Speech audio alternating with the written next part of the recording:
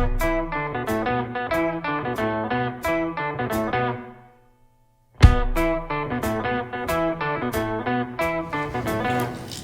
you all so much for coming. It is my total honor to present to you Rusty DeWees. He just came to our combined American drama classes. I see several students here from that class, where I learned that beyond being a consummate performer and professional, Rusty is also a hard worker, a hustler, a musician, a comedian, and a writer. And he brings all of this to us with a spirit both of how-toism and an innate modesty that's really wonderful to observe. So without further ado, I want to welcome Rusty DeWees.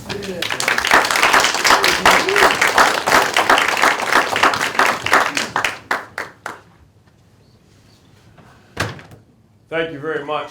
A couple things really quickly, or maybe not really quickly. A couple short things. Thank you for the students who have come back to see the presentation again. I have Emily, who is my assistant. We have Ava, our great introductress. Gentlemen, I forget your name. Eric, he's the radio guy here who's in charge of those students. I was just interviewed by a gentleman who's sitting on the Kauai from Burlington, and the guy did his work, and he asked more interesting, I'm not bull crapping you, more interesting questions perhaps than I've ever been asked in my 22-year career, and I mean that. And that's that. I remember you were in the first class. I thank you for coming back. This landmark college, I came to it today, and it's beautiful. And I was told by Eva and Emily that there's some kind of a Western connection to the design of it. And I feel that. It reminds me of the movies that you'll see of high schools and things of Western, California, with all the flat. But it's beautiful, and the sun was hitting in here. So I appreciate you having me here. I do see some community members, I believe, and we have a couple alumni of adults with their children. I'll do a couple of things that I think are funny, couple of them. I'll play the guitar. I'll probably do the same song I did in class that I wrote. But this is going to be a lot about, it's not a lot of time, 45 minutes. I can fill that up standing doing nothing and be interesting, you know what I mean? The most interesting thing that one can do on stage, by the way, these are my opinions and my thoughts. I'm not a teacher. I wasn't taught to teach. There's no right or wrong, but these are my thoughts. The most interesting thing to do, not on the radio, but the most interesting thing to do, although the most interesting thing to do on stage is nothing. So my first lager shows, I would come out and I walk out on stage, and I'd look up at a tree. I wouldn't say nothing, and I saw the tree. But now I walk out on stage and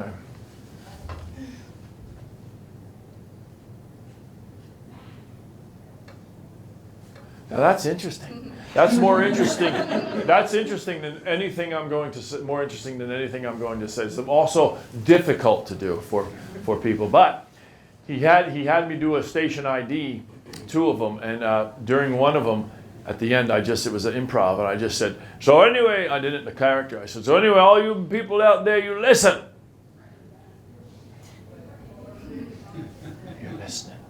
See, even if you're listening to the radio, that's silence would be interesting. Now, dead air is not interesting, but silences are interesting. So we'll talk about things like that. We'll talk about how I grew up in Stowe and became an actor in movies and TV and fancy things, and then wrote my own thing, and how I did those things without knowing a damn thing.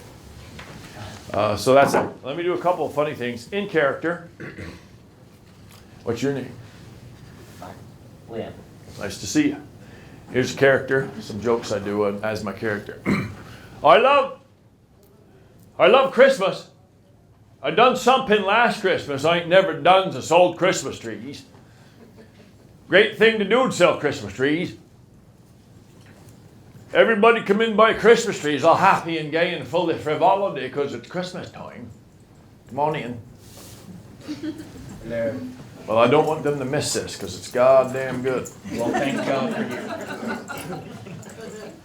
you. Nice to see you and thank you for coming.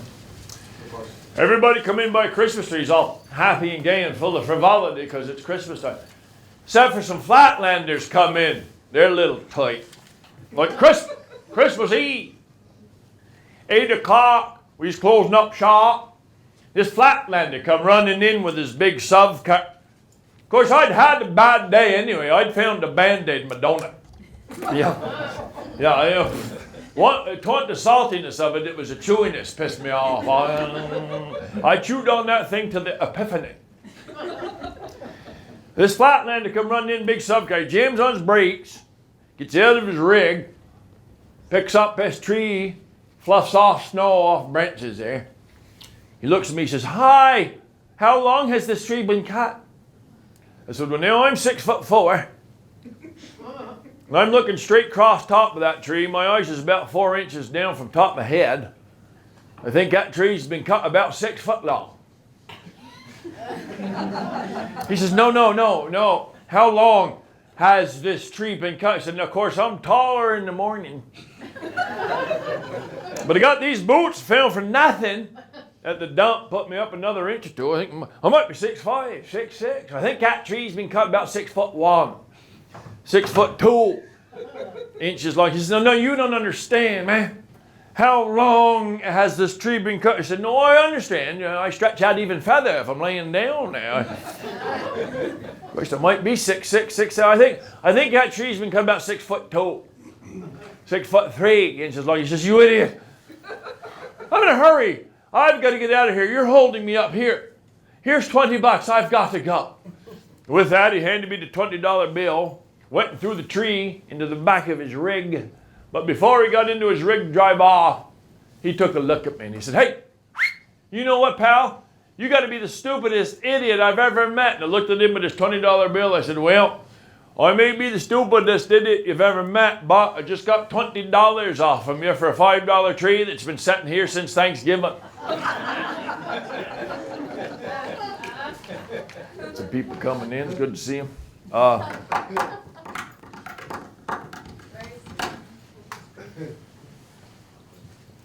Thanks for coming in. The one unfortunate thing about being here in southern Vermont is I see too many goddamn Priuses. You know them Priuses? Them slant front, aardvark shaped tin can. I used to own a Volkswagen until they lied. Now I own a Prius. I'm still saving the world, peckerhead and cars. Get great gas mileage, which is great for the environment. They got a lot of big batteries in them, which isn't so good for the environment. You know, you can tell a Prius coming up from behind of it on the highway. The back hatch is always freighted with bumper stickers. Obama Biden, eat more kale, want less. This car climbed Mount Washington in 4 hours and 59 minutes. It didn't use much gas or make much noise. But the 6 mile line of poor sons of bitches stuck behind us driving F-150s did. I think the worst part about them Priuses is the back hatch is barely big enough stuff good sized roadkill into it. 8 out of 10 of them Priuses got the same sticker on the back. I'm the proud parent of an honor roll student. And I always get misty-eyed when I read that. I harken back to the sticker my parents had on the bumper their 1976 Chrysler LeBaron. I'm the friend of a proud parent of an honor roll student. You laugh, but they ain't paying you to talk to me for an hour and 15 minutes, are they? You know them Priuses. You know what my favorite sticker on the back of them Priuses is, Liam? Moose sticker. Seen them? Oval white sticker with a brown moose in the middle of it. Ironic. I don't know about you, but if I'm driving a Prius, last animal I want to see is a moose. Hey, honey, it's Saturday. What would you like to do? Well, sweetie, let's say we strap ourselves into our tin can Prius. We get up on Interstate 91 and go down on Interstate just as fast as our little spaceship will go. at dusk. And let's pray, 10 and 2, 10 and 2. Let's pray to Kwanzaa and Jesus and Buddha and Allah that at some point during our trip, we see a moose. Yeah, I pray at some point during your trip you see a moose-loving Prius drivers. But I pray you don't run into it, because moose-loving Prius drivers, if you run into a moose driving a Prius, it will not just be as though you're a dead, it will be as though you never existed. You were never born. Moose-loving Prius drivers, what will be left of you on the highway are little bits of DNA, and in your case, DNA will stand for does not assemble. Moose-loving Prius drivers, there will not be enough left of you for your couscous eating, crock wearing, VPR listening to, next of kin to sprinkle on top of their wheatgrass kale CBD goddamn smoothie. You'll have one of those new modern obituaries where the last line says, "There will be no ceremony." Donations can be sent to the Association of Moose-Loving Prius Drivers who go out of their way to risk their lives to save the 1 gallon of gas Rusty DeWees is going to burn this winter when he's warming up his freaking car when it's 0 out. That's right. That's right. I do it too. You can admit it. You can admit it. Yeah, hey, I'll stop warming up my car when our governor stops racing his. How's that? Is that a good idea? Racing governor, yeah. And then I'll just do one more thing. That's new material. It's always good to do new material and try it. And see if it's working. It's working good, you know, and I just brought that. And I didn't do the stuff that leads up to it that gets you set up for that. So that's pretty good. It stands on its own pretty good there. And I hadn't practiced that in about a week and a half, so that's good. I hit it all pretty good, but yeah, but then I have this other thing I want to try. It's new, I'm talking about, and then I go dentist, something up, dentist. I said, they've taken the fun out of dentistry, haven't they, people my age? You remember what the fun part was, people my age going to the dentist? Wrenching and spitting. Remember that? I had it. My dentist, goddamn guy, smoked when he was working on me. Honest to God. True, Dr. Zuber. He'd smoke. He said, I got to go make a denture. Why don't you rinse and spit, Rusty? He'd go over and he'd smoke. I love the guy. I love the guy. So then I'd bend over, and, you know, and they had the porcelain sink, and there was a little goddamn Dixie cup with a bad riddle on it, you know, and a little silver thing on the bottom. And you'd open up that pitcock, and the water would dribble down in there. And you'd take it, it was cold to the hand. And you'd take a little bit of it into your mouth, and you'd rinse it around like that, and it'd pick up a little blood, you could feel it. And you'd rinse it more, and then you'd put that cup down, and you'd bend over to that porcelain sink, and you'd hold your nappy back. Remember the nappy? It was hooked around your neck with a freaking logging chain, you know, and you spit out that stuff, and a little bit of blood would come out, and that was fine. But now they don't do that. Now they got this goddamn plastic hard freaking tack question mark shaped freaking bone hard iron goddamn thing. And every once in a while your hygienist gives you a break and bangs it down the bottom of the roof of your mouth, and then it starts to bleed. That ain't even the bad part. The bad part is after she does that, she says, "All right, Rusty, close your lips tight and suck." And I'm like, "Hey, I'm paying you, Irene." I don't know if my healthcare plan covers the whole procedure, but if it even covers half, thank you, Obama. You know? Did you get that on public access? Good. Wake up some of you sons of bitches in Keene. I don't care. Anyway. So, I'm sorry. Yeah, you're shocked. I'm sorry. This woman won't be saying any of that stuff. So come to see her if you're shocked, little girl. No. No, you're my favorite girl. I'm not picking on you. You're my favorite. You know what? You were nodding off in class a little bit. Did you know that earlier today? Just a little. But you woke up. You were very good. What's your name? Annie. What's your last name? Gal. Great name, and you're a great gal, and beautiful that you came here. And what do you want to do for a living? If you know, you might not know. I don't know. And that's fine. And here's the thing. When I was in high school, I didn't know either. Well, I did know. I wanted to be a truck driver first, and then a Greyhound bus driver, which you heard. A lot of this is going to be repeat for you, but I'll try to say different things. And of course, you slept through some of it, so you'll be hearing some of it for the first time. That's what's called crowd work, you know. But anyway, I got out of high school, and my dad was a Greyhound bus driver, so I wanted to do what my dad did, and you had to be 27 to do that. So I got out and I drove dump trucks to practice for Greyhound bus driving. I coached junior varsity basketball, and I taught Sunday school, actually. And I got so good at playing basketball that a friend of mine told the coach from Champlain College, which had sports then, This is 78 I graduated. Well, no, in 1982, my friend told him to go see me play basketball because I was more mature. He did, and he offered me a scholarship to go to Champlain. Not a guy that cared about student stuff.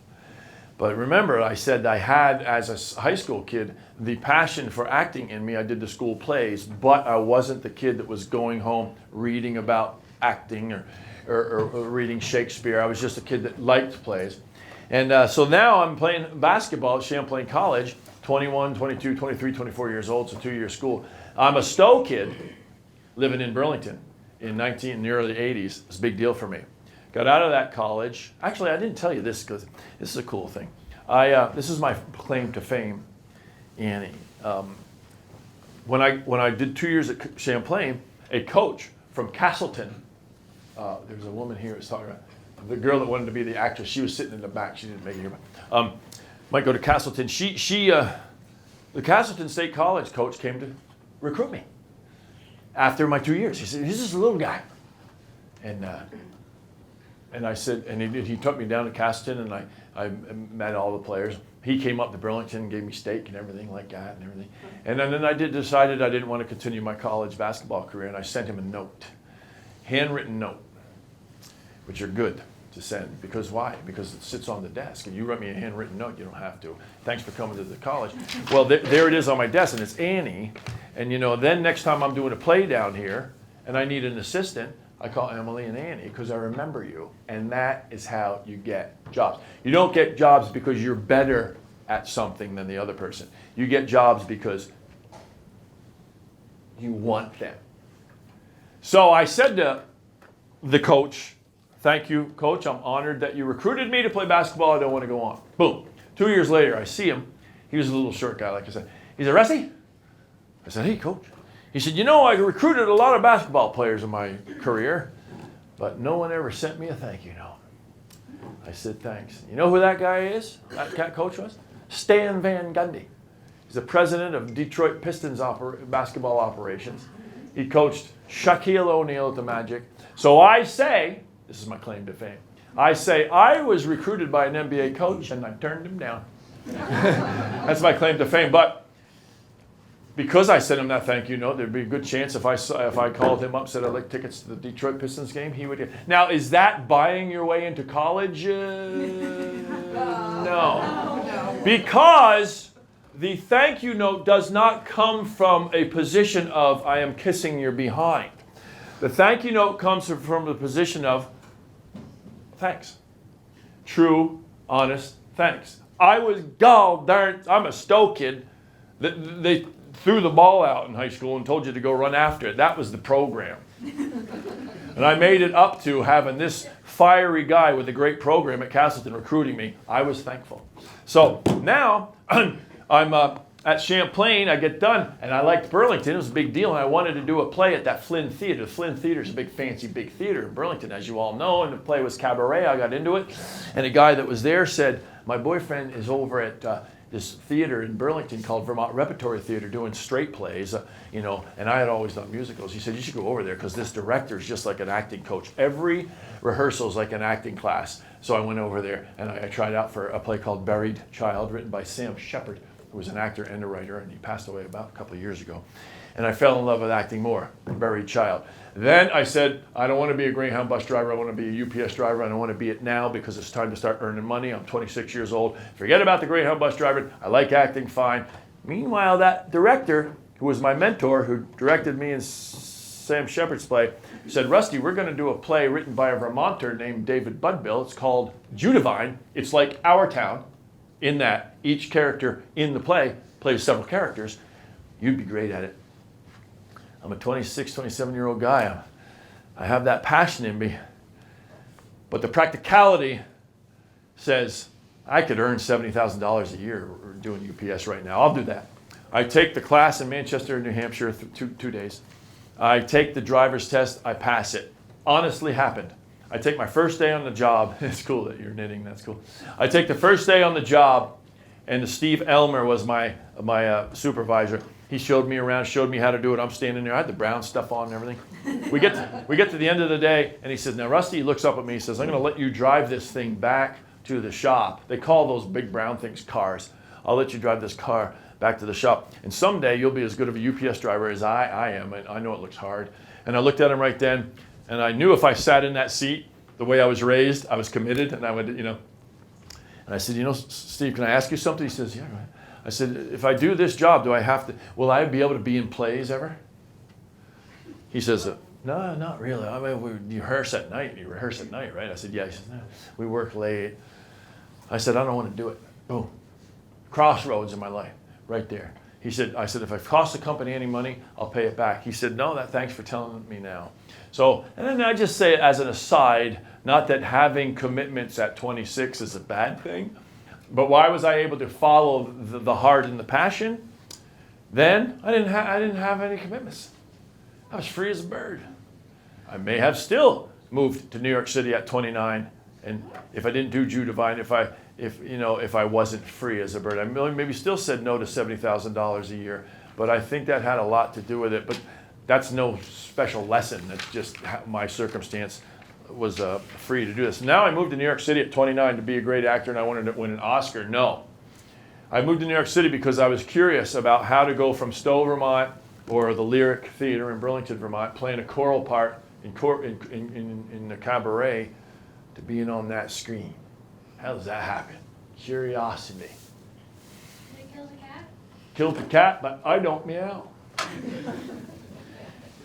So I moved to New York City with $2,000, stayed with a person I knew for about a week, and I got a job working at a place that made scenery for Saturday Night Live, driving truck actually, and the fashion shows with the guys and girls with the Calvin Klein stuff. And I called my mom and dad, and they said, call Brian Smith. He was your classmate. He lives down there, and because he works at an auction house, and they might have a job for you to hold up furniture and stuff. So I called up Brian Smith. He says, my boss, his name's William J. Doyle, not William Doyle, the Vermont politician. He's a unique guy. He needs an assistant, a right-hand man, a confidant, a guy to drive him up into the Hamptons, up and down Park Avenue to look for antiques. You would be perfect. He's got 3 young daughters, high school age, and a wife. You'd be perfect. I go up, get the job from Bill Doyle. I do that job for 6 years. I was asked on the radio, and also, where's the guy that I was talking to before the show? Did you stay here? No, he might have left. He asked the same thing. He said on the poster it says, you went from pumping gas to eating, what is the line? Pumping gas to Hollywood. Pumping gas to Hollywood, right. But it's not pumping gas to Hollywood. So I went from pumping gas on the Shelburne Road to eating at 21 Club with Gloria Vanderbilt in 3 months.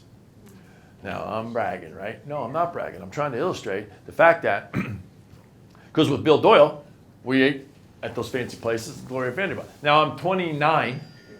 I moved to New York to be an actor, but I'm not a gold guy. I don't think if you're a gold guy, it's a bad thing, or a girl. I think it's a good thing. I'm not. I'm curious. Okay. Hey, Russ, would you like to come to Champlain College? Yeah. So if I was a gold guy, maybe I would not have taken the Bill Doyle job and would not have been eating with Gloria Vanderbilt at the 21 Club and many other things that I saw as in my young 30s. That, as you'll see, when I got to doing this lager, was like I should have paid somebody $5 million to learn these things. I was being paid to learn. If I was a gold guy, I would have said, nah, I just want to be a waiter, stick to this acting. Bill Doyle, do the job with him for 6 years, and I missed the part, but maybe I'll think of it. 6 years, and then he died, and of leukemia. So as Kathy said, she took over. She said, "Do you want to be we'll teach you to be an American expert, a Art Nouveau." I said, "No, I think I want to kick in with this acting now that I know New York City and everything." In the meantime, I told the class this: how do you get your agent? How did I get my acting agent? Everybody says, "How do you get an agent? How do you get an agent?" Here's how I got mine. When I was working for Bill, I'd go home in the summers to Stowe to do summer stock, to keep. Asked Bill. I said, "Bill, I want to go home in the summers. You know, you don't have to hold my job." Rustola, he was from Newton, Mass. Rustola, you go home. You're a fine boy. The job will be here when you come back, you know, because it's quiet in Manhattan in the summers, you know.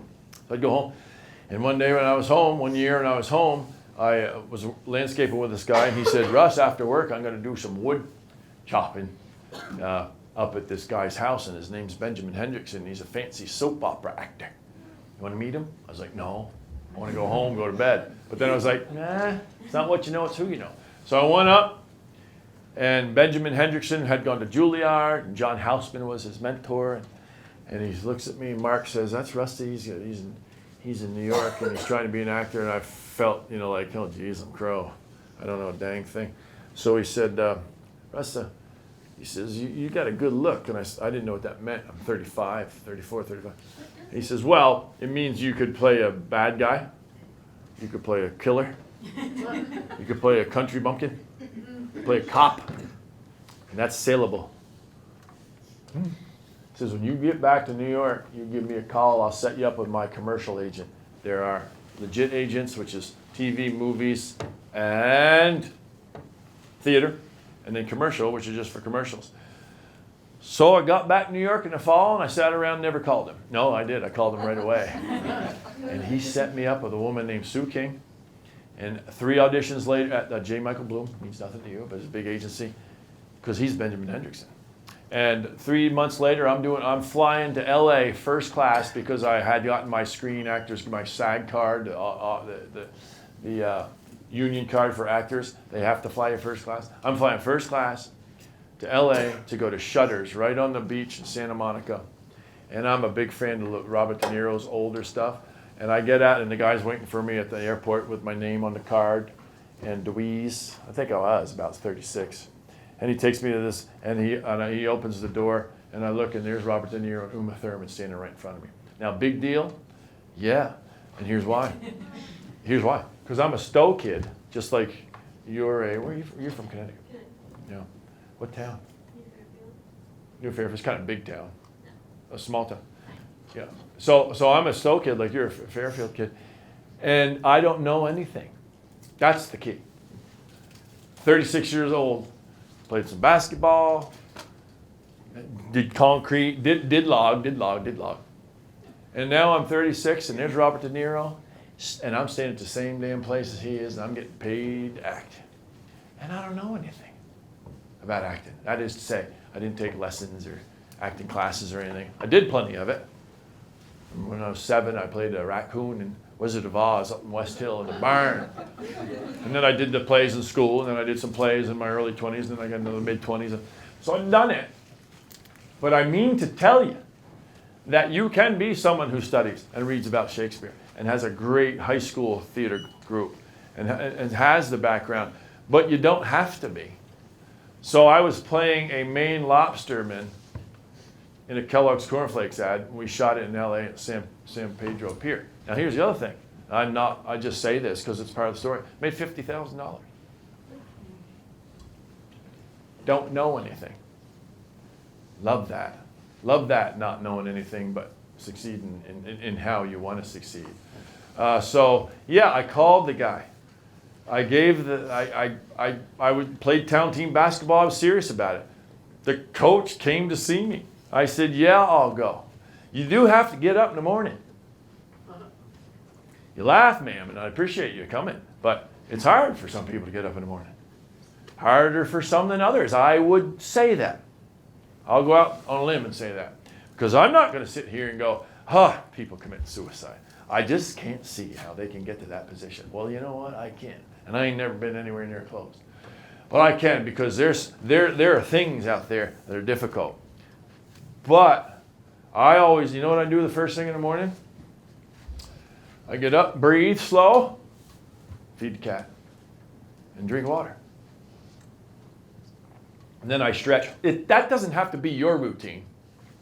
But especially if you have a hard time getting up in the morning, you might just want to think, what I'll do first is breathe. Because that's a key.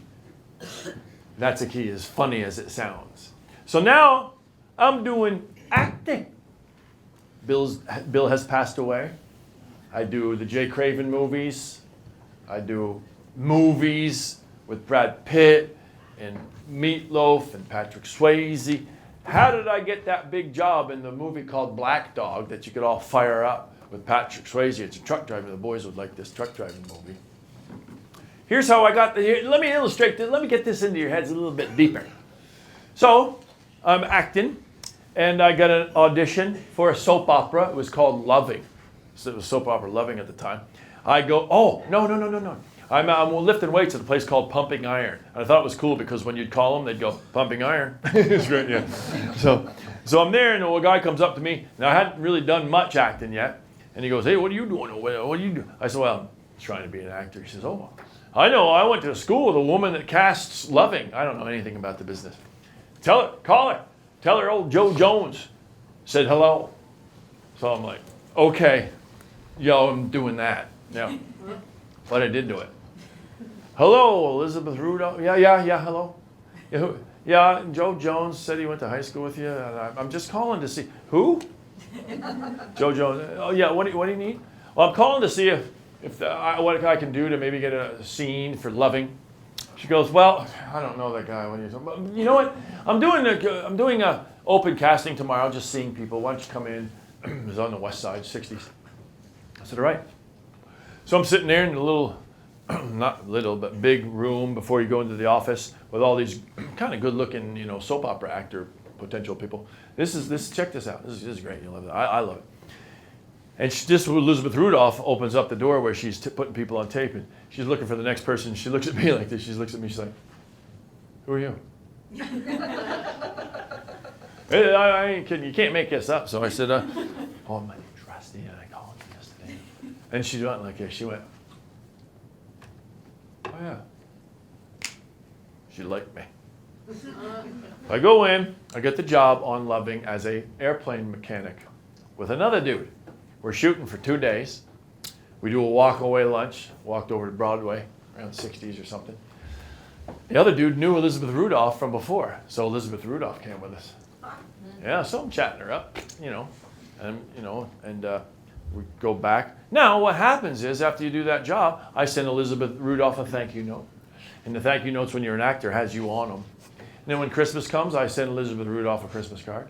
The next job I book, I send Elizabeth Rudolph, I booked another job. When I'm up doing summer stock, I say, hey, Elizabeth, I'm up here doing Little Shop of Horrors and doing the dentist role, all that stuff. That's all good stuff. Don't hear from her.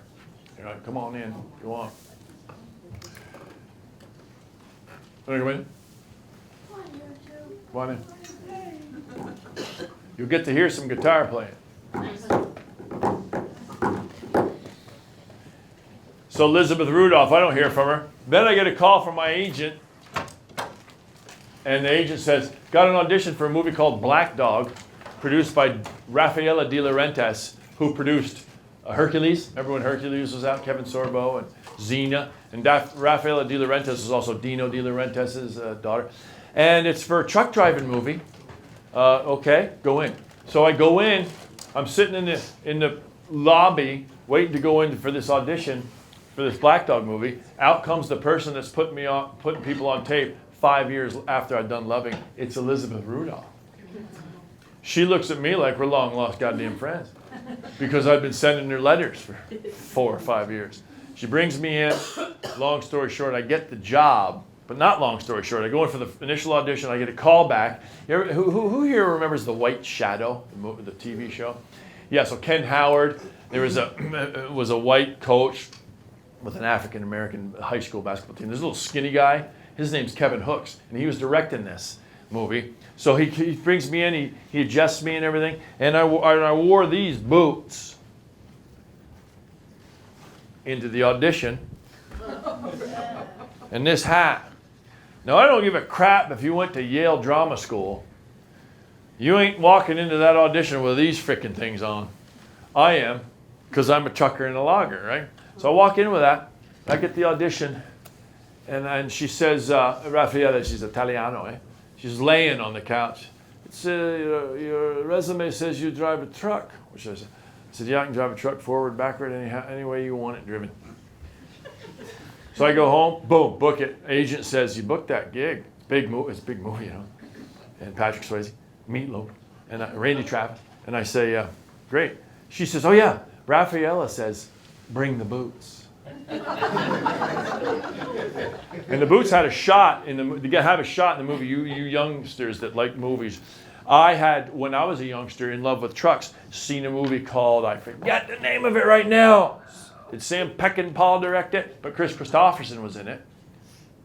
Convoy. Yeah. And I remember watching that. I was probably 16, watching that, and they had shots of him shifting of his boots. And the fact that I got a shot of my boots shifting in Black Dog. So anyway, I go on to that set. Why did I get that job? Because of these boots and because I drove a truck. Not because I had to know about acting. Another $70,000 later over the course of 10 years. And an experience, you know, I was doing stunt driving and all that stuff. Because I went from the gym and called up a woman, cold call. Some dude I didn't even know said call her and tell her, and she didn't even know his name. That's why I got that job. And that movie actually started to play a lot when I started the logger. So now I'm the logger going around to your towns and in Black Dog. It all worked really well. So that's blah, blah, blah. So then I'm acting. And then the last 5 years of my 11 years in New York, my father was 50 when I was born. Well, if I'm 36 and 37, 38, he's 88. In good health, but I was feeling the tug back to Stowe because Mom's 20 years younger, but all my friends were there. And I really never moved from Stowe to New York. I just worked in New York like so many people do. And those last 5 years driving back and forth, people say, you driving home tonight from Putney? I'm like, yeah, I used to drive from Manhattan to Elmore. You know, Putney ain't gonna scare me too much. I'll get home in no time. But I wrote the logger, you know. I had a great time this Christmas. I'd done something last Christmas I ain't never done, the sold Christmas tree. It's a great thing to do, sell Christmas tree. That's pretty good. And I'd put it on tape, and I'd tell my friends. They liked it. I was in a comedy show that my friend was putting on. People liked it. I produced mine. Now I could come and go from New York anytime I wanted because I put in 6 dedicated, disciplined years with Bill Doyle, treating his daughters good, no baloney. And then he died, and then Kathy gave me free reign to come and go. So I still had that good job. I wrote the logger. Then I did shows and plays. A lot of you people came. And then I did the video, first video, all my money. Never used anybody else's money.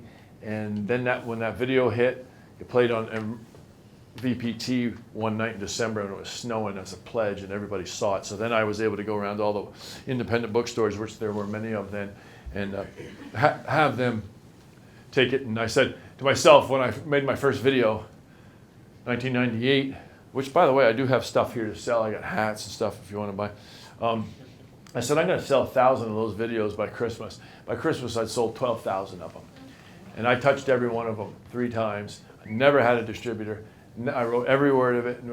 So that is the story of this person, and that's why they had me here, which is to tell mostly the community members, appreciate you coming, but the students who are whatever they are. I mean, they can just take it for what. Now, I like to say that don't judge. You don't judge everybody. I love everybody. My parents taught me to love everybody. I didn't always. It was hard. I've come to it. I do a lot of reading. Charlotte Joko Beck, Everyday Zen. That's always with me. And my parents they were good. And I was able to thank them before they died, each of them. Thanks for teaching me to really love everybody. And the thing about loving everybody, what that means is, if you have different views than I do, if you like different things, if you pull out in front of me in a car, it's not like I like you. You're not offending me. I'm never offended. Never. My friends, when they first hear that, I can offend. Try it. That's a funny thing. I'm offended. Now, there are things that we just say, and you can be offended. I'm not saying what you should do. I'm saying what I do. I think, just what is this when I'm offended? Oh, it's me not getting what I want. I can choose to not be offended. That Rusty DeWees, he came to Landmark College. Didn't like him so much. Was this so good? I'm not offended. Because you know what? To you, I wasn't good. I'm happy that I wasn't good. If I'm not spending time being offended or hating people, I'm spending it calling up the casting director. Spending it petting my cat. I'm spending it stretching. These are things that you can work on, especially as youngsters, I think, and not, but adults too. You know, you don't like the guy. Like, I judge. You know, I'm not perfect, eh? I'm sitting here, I'm trying to illustrate things, so it's sounding like I'm saying, well, these are things I do, you know, all really, really well. No. So the guy comes into the gym and he's got one of them phones on in his ear, and I look at him and I'm like, what a dick. Trying out. And then I go, what, whoa, why am I saying that? What's the deal there? And I'm saying it because of this. I made up this thing. I do graduation speeches. By the way, you can hire me for your company. But anyway, you know, you live in a house and you have the neighbors for 15 years and you love them. They're Vermonters and you love them. You grew up with the kids and they're playing and everything else and they're good. And then they move, and then comes a Flatlander family. You don't like them so much, and then they're loud and they do different things than the family before did. And they got a yapping dog, and the guy's got a fancy car, and I don't even look at him when we go out and get into our cars at the same time. Not only that, but at dinner time, I got a daughter and a wife. I don't have that, but let's just say, well, you know, it ain't never too late, you know. Not only that, but at dinner time, we talk about that family that moved in. Oh, Jesus Christ. We talk about, love it. We love it. We love to be goddamn aggravated. So then the daughter gets her license. And she said, Dad, you said I get my license, I can go to the movies. I said, yep, and you can. Be back at 10:30 if you would. All right. So she goes to the movies, 10:30 comes, she ain't back. You know, 11:15, oh, cripes. Where is she? Of course, you know, texting. She ain't texting back. And then all of a sudden the call comes, the cops. I said, Mr. DeWees, don't be alarmed. Your daughter's in the hospital. She had an accident. She's going to be okay. She broke her arm. It's not a wicked bad break. She got a little scar up here, but the hair will cover that, I've been assured. Come on down. Me and the wife run down, all nerved up, you know. And, you know, doctor comes up. Says, oh, Mr. DeWees, yeah, she's going to be all right. I mean, that arm, she's young. She's going to heal up good. And the scar, but I tell you, Mr. DeWees, from what I heard about the scene, very difficult, and it was so good she was pulled out of the car because the car went into the snow, into flames after. And I'm like, he said, yeah, it's very good. Good. You know, the gentleman that pulled her out is sitting right over there. Oh yeah, right over there. It's the neighbor I hate. Guess what? I like him now. Because he did something for me. That's all I want my girlfriend to do. I want her to like me. That's all we want. Whereas I try to be supportive of her regardless if she likes me or not. That's true love. You know, difficult stuff. But I like that illustration of that thing. I think we're 47 minutes. 47, we started late though. But it's time to go to a few questions. I'll play a little guitar, but so I can sum up that whole story. What are you going to do? I'll tell people they can go and then shooting. What? I didn't hear you. At some point I come in and I say, Oh, go. The short intermission. It's not really an intermission. It's like if I'm so goddamn uninteresting that you want to go now, she'll say, go. But you don't want to like take a lot of time. So I'll sum it up in saying, mostly directed to the students, and that you can't do. It's impossible. We're talking from a writing standpoint. I said it earlier. It's impossible to write wrong. I wrote 2 books. I don't know a damn thing about what a verb is. You know what I mean? And you can't write wrong. You can't live wrong unless the writing or the living hurts other people. You know, your thoughts and what you want to do and how you want to do it, isn't it wrong because you're choosing it all. If you choose to get up and watch TV all day that you don't get the audition, that's not wrong. You know, we know what's right. We know the difference between right and wrong. We know. Let me not speak for you. Let me say, I know the difference between right and wrong. I mean, a 3-year-old kid, when they're told not to go to the cookie jar for the 5th time, and they go for the 5th time, they sneak. A 3-year-old kid knows right from wrong. You're telling me that we don't? It's just we don't do it. And diet is another thing. That is an interesting personal thing that's key. It's been key for me. I don't know if it's key for, I literally don't know if it's key for anyone else, because I can't speak to what your body is. But I know that trying to be healthy, although I say that, I'm stopping at McDonald's on the way home, and I'm thrilled to be doing it. So that's that for that talk, and I do appreciate the woman in the back taping it for the local thing. And we have the Edible Green Mountains writer here tonight, Maria, and she came all talk about working.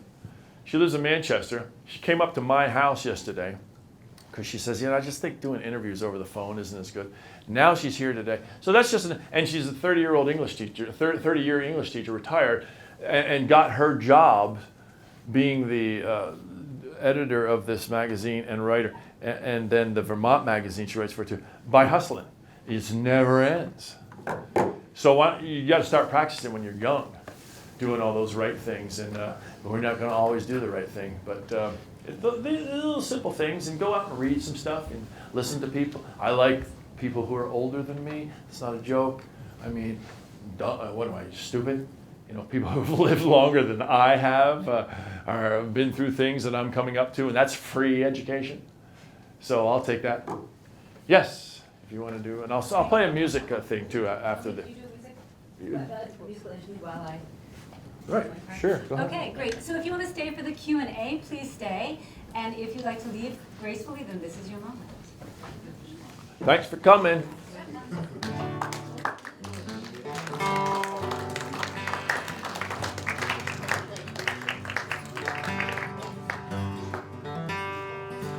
Anybody knows anything about guitars? You can go ahead. Okay, hi. Oh, we have a question already. We'll take questions. I'll play a guitar. What was her name? The little girl. Annie, thank you so much for coming. No problem. Yeah. Don't forget to take a couple brownies with you, Annie.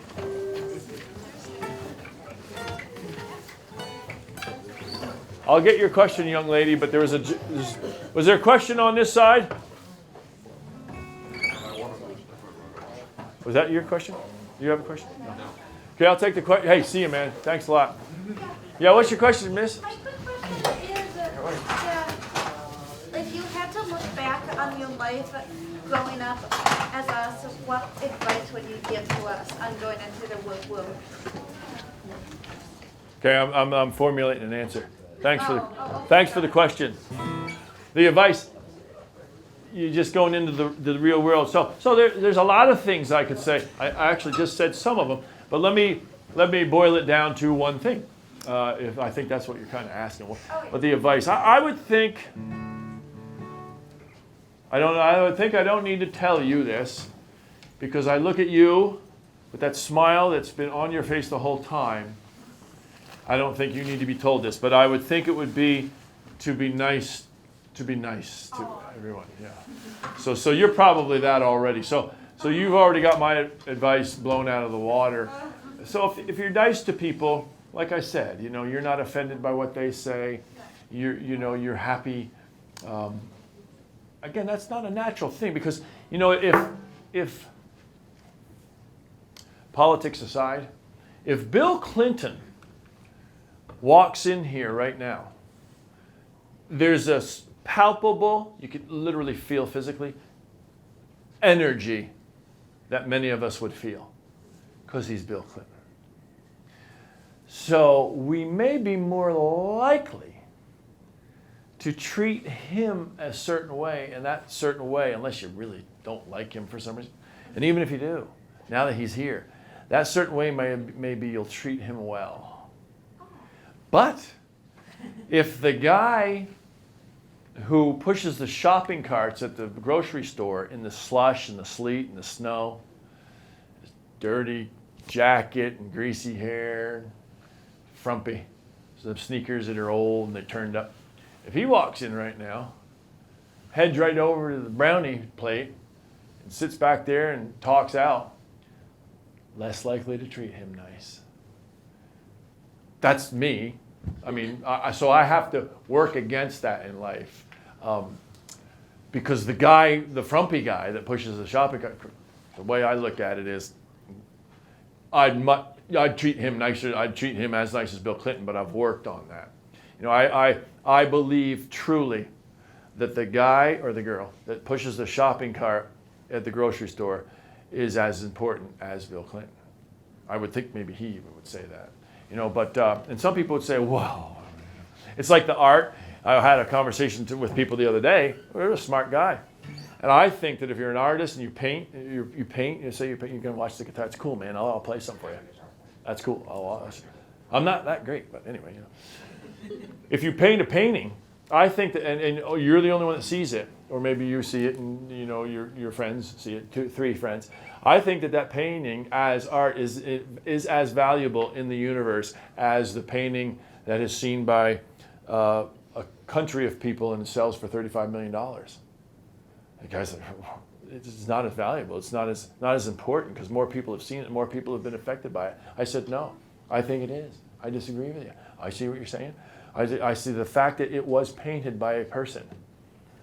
That value is as much. It's not this amount of people that see something. It's as important.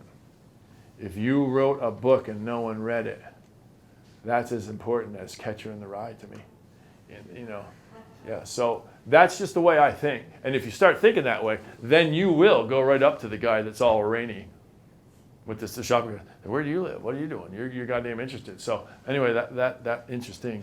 So that's that. Now, let me just do something for you because I'm not a guitar player. Like I say, I've been playing it as guitar players go. If I'm 58 and started when I was about 42, I was 16 years into it. And I just made a breakthrough doing a thing called flat picking. And flat picking fiddle tunes. So there's fiddle tunes, then you play them on the guitar. And flat picking is you go up and down, up and down. That's all you do is you go up and down. And I'll do a song I can do pretty good doing it. This is called Wildwood Flower.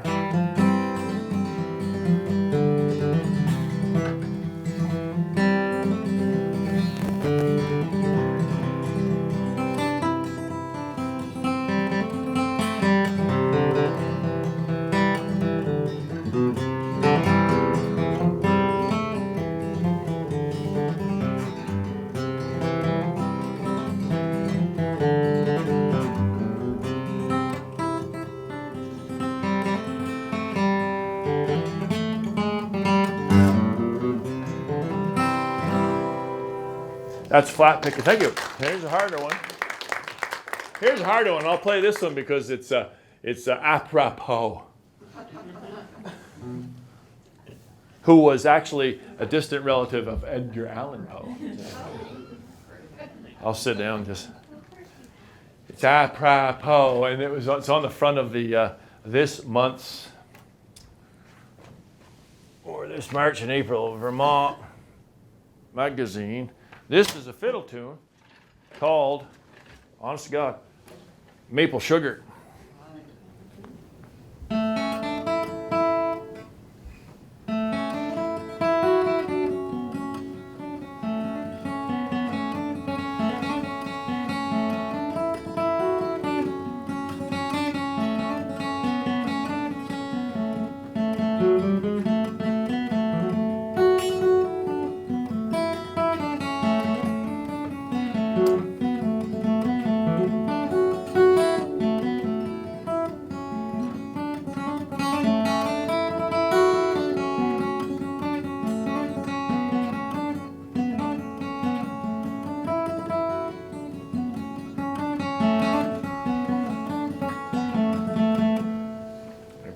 Now, thank you.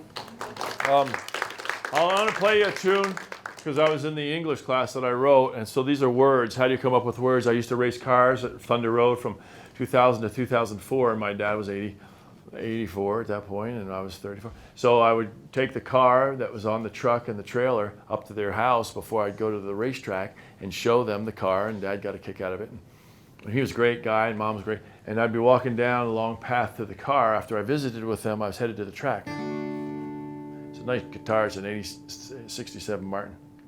Hear it? And so you don't need sound. I mean, you know, but people will come and they'll be like all plugged in, and you'll be like, why do they need to plug in when they don't? But they're more comfortable. But so I just about get to the truck, to get in the truck, pull off, go to the racetrack, and Dad, he was great. He said, "Hey, Ross, stick close to the fence. It's the fastest way around." So I always thought that was great. But about 4 or 5 years ago, when it came to me, that's a great metaphor for life. So I wrote this song recently. This is the 4th or 5th time I've played it in front of people.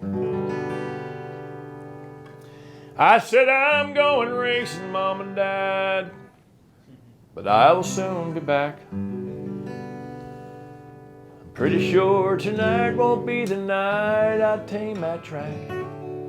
Mom said, "Don't worry, Russ, we don't care if you place 1, 2, or 3.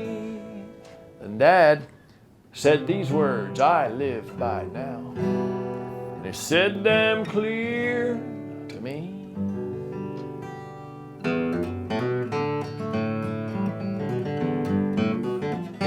He said, "Stick close to the fence, Russ, it's the fastest way around. Don't run so hard your back end starts to slide. If you let up on the gas, you're gonna beat him to the line. I wager dang near every time. Stick close to the fence, it's the fastest way around." Dad always said, "Russ, money's easy to get. All you gotta do is work. You'll have plenty. Look across the street. See that fella over there? He'll pay you to mow his lawn because he don't want to muss his hair. Stick close to the fence. Ain't that something? 2 + 1 is 3, and 4 is 7. Add 5 is 12, then 9, you get 21. Dad always said if I could add in my head, I wouldn't ever have to worry if my battery went dead. Ain't that something? Stick close to the fence, Russ, it's the fastest way around. Don't run so hard your back end starts to slide. If you let up on the gas, you're gonna beat him to the line. I wager dang near every time. Stick close to the fence, it's the fastest way around." Now, when you get up in the AM right off, don't reach for your boots. Go find your socks, darn tough ones, and put them on one at a time. Then don't think about the day ahead. Just sit there and think about how good them socks feel. Because sock-footed moments are sublime. He said, "Stick close to the fence, Ross, it's the fastest way around. Don't run so hard, your back end starts to slide. If you let up on the gas, you're gonna beat him to the line. I wager dang here every time. Stick close to the fence, it's the fastest way around." Here we go. If you let up on the gas, you're gonna beat him to the line. I wager dang here every time. Stick close to the fence, it's the fastest way around.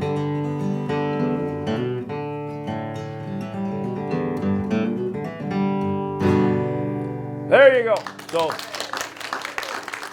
thanks you. The other line in there that was a good one. The hook is when I was learning to race, an old timer came up to me and I was saying, "Well, I'm pushing." When you go into the turns and you go straight, that's pushing. If you go into the turn and your rear end breaks loose, that's called loose. And I said, "I'm loose. I'm pushing. What do you got to do? You got to adjust." He says, "Sometimes if you go slower, you'll get there faster. If you let up on the gas, you're going to beat him to the line. I wager dang near every time." Now that's some more advice, young lady, for you. Sometimes if you don't rush, if you relax and take time, you'll actually get the work done quicker if you slow down. Because we get all tense. So that's in that song. Anybody have a couple of more questions, and we'll wrap it up. Yes, ma'am. Well, at this point, which would you prefer doing? A lot more stand-up or movies? Well, it's just a great question. And why? It's because it's easy to answer. And I was doing well in New York. I had a quote. So that means when you get hired for a movie, you don't get paid the scale. They say, "What do you want to get paid? What's your quote?" I can say $75,000 a week. So anyway, I had that, and I was writing the logger. The logger was going, and I easily, because of being home made the choice to come back here. I didn't think I could do both. And but bottom line, to answer your question, is I like theater much more. I mean, it's sort of narcissistic in a way, not really. But when you're in a play or when you're doing 2 hours of, you called it stand-up and music, there's a flow there, there's a whole rhythm, and it's like baking a Thanksgiving and doing a Thanksgiving dinner. But film is much more a collaborative thing, especially the way I've chosen to do this, which is do it all. Otherwise, I ain't gonna make no money. By the way, but also I do it all because then it's a full-time job and it's fun. When I'm an actor, even if I'm the lead, if you're the lead, it's pretty good. You can get a flow going. But if you're a day player or a small part, like Black Dog is a good part, you're only in front of the lens this much of the time, and literally, it's a cliche, you're sitting around. Because it's about the lights, it's about the costumes, and that's a good thing. It's a collaborative thing. So for the actor, it's not anywhere near, I hope no movie producers are watching this, because I'll just soon take the job and get paid. But the art of it is the stage stuff. Plus, it's real humans here, real humans. It's a connection thing. What was it like making Stranger in the Kingdom, where you played Harlan? Howard Frank Mosier book, thanks. Harlan Kittredge, what do you call that? Bigoted. He was. Harlan Kittredge had about one line in the book, "A Stranger in the Kingdom," which I highly recommend. Howard died a couple of years ago, and I love that book. But the movie I think, is good too. So what you're asking is, what was it like to play that type of a character? Well, yeah. What was it like working with Martin Sheen and the other people in the movie and Jay Craven? For me, it was big at the time. That was the biggest thing. That was a big get for me. And Jay was true to his word when he met me years ago when I did Judavine. He produced Judavine. And he said, I'm going to do movies someday, and I want you to be in them. So I was in Where the Rivers Flow North, worked with Rip Torn and Treat Williams. And then getting this one was a coup. There was a Hollywood guy, David Strathairn, that he'd offered the part to. And I told this to Maria the other day in depth. And I auditioned about 3 times, coming up from New York to go to Jay's house, and auditioned 3 separate times, and I nailed it every time. His producer stood right next to him and said, "This guy's nailing this." And Jay was always honest with me, and I love the guy. I learned a lot from him. We're good friends. And he said, "Russ, we got this is out to Strathairn, and if he wants it, he gets it." And I understood it's because he's got a Hollywood name. You're trying to make movies in Vermont. You need money. You need names, and he was trying to put his career. But so there was a cutoff point when Strathairn was supposed to yay or nay, and he nayed it, and I got a call at noon one day in New York City. I was waiting for it, and I got the part. That was a big part. You had Ernie Hudson, who was a well-known actor. Martin Sheen was nice. I met him. I sat in his trailer for a while. I had a one-on-one with him. It was kind of cool when you're a young guy. But you got to see him work, too. Lou Aldridge, Lou Aldridge did 1 million movies in his day. He was, at the time, was probably in his mid-70s, and he was amazing to watch. He has a very extremely interesting character. He's the sexton. Oh, he was crazy. If anybody ever saw the movie, I don't want to tell you about the movie, but he has outstanding scenes in there to watch these guys as a young guy. Also, they accepted me as a good actor, and I was able to go, Jesus, I can do this, man. Whoa. I came out of there. Actually, Larry Pine, who's a big stage actor and movie actor, he said, "Man, you're going to be big someday, kid." You know, so that was huge, that movie. And it was a lot of fun, too. And I wasn't big, but I knew, I didn't get big one day, but I knew that I went from job to job after that. Great movie. Beautiful. Yeah. Yes, sir. So, you mentioned how you've been successful in life after starting with knowing nothing. And I'm wondering if, and I'm assuming the answer is yes, but if you see value in going to an elite college or university, and then what value do you see in terms of, you know, what you can do with that that's different from what you can do with nothing, which can be very powerful as well? Right, well, boy, interesting question. Well, that was just, this is my thing. Yeah. And so I'm not sitting here going, do it my way. I mean, don't go to Yale, you know. So I'm not saying that, and you know that. But what you get, one of the things you get, and what I tell youngsters, and I don't necessarily think you're a youngster, but is, if you want to be an actor or anything, if you can get into any college and be taught by people and be around other people who are learning, that is hugely valuable. If I had to weigh it, would I say do it my way and like dig dirt for years and years until lightning strikes in a bottle and you meet some guy when you're stacking wood that hooks you up with an agent? Do it that way, or no, go to some great college where you're actually learning and you're getting connections. I say go to the great college is what I would say, And as to studying, I didn't really study. I went to Lee Strasberg when I was down there because I was an adult. I was trying to integrate myself into the business, not because I really was wanting to learn so much about acting, but I did learn some things. But studying acting or any of this stuff, if you're studying, well, that can be watching movies, that can be reading things, that can be talking, going to a play rehearsal, being in plays, that's all studying. But actually taking classes is huge because you're learning from people, but you're doing it. It doesn't force you. You're choosing to do it 3 days a week and all that stuff. And so that's huge. Going to a school, far outvalues the organic kicking around way. Especially if you have a time restraint. I had all the time in the world. Some people want to get there quicker. Yeah, I think. Question? Yes, ma'am. I have another one. Go. What is it like? I'm a big Marvel person in particular. I mean, I've always loved Robert De Niro. What was your experience like working with him? Was he nice? Yeah, well, I actually, I'm with you. I actually didn't work with Robert De Niro. Oh. I just saw him, and kind of was really cool for me to see him. But when I saw him, I was an actor too. I was doing the same thing as his. So yeah, I could only imagine that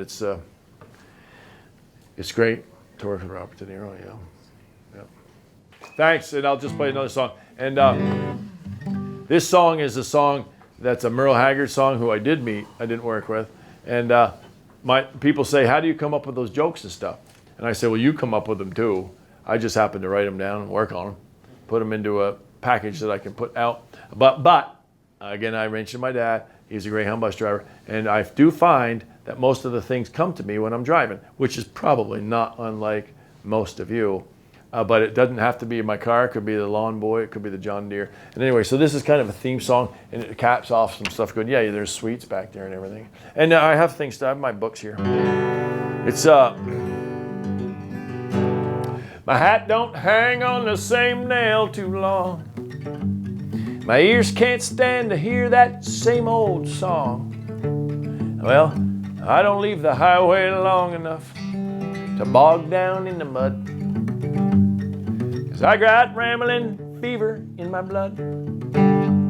I caught this rambling fever long ago when I first heard that lonesome whistle blow. If someone said I ever gave a damn, they damn sure told you wrong, Emily. 'Cause I've had rambling fever all along. Rambling fever, the kind that can't be measured by degrees. Rambling fever, there ain't no kind of cure for my disease. Well, there's times I like to lay down on the floor, let some pretty lady rub my back. Spend the early morning drinking coffee, talking about when I'll be coming back. 'Cause I won't let no woman tie me down. I ain't never gonna get too old to get around. I'm gonna die along the highway and ride away like some old highline pole. Restless rambling a fever in my soul. Rambling fever, the kind that can't be measured by degrees. Rambling a fever, there ain't no kind of cure for my disease. That's it. Thank you for having me. Thank you. Thank you. Thanks.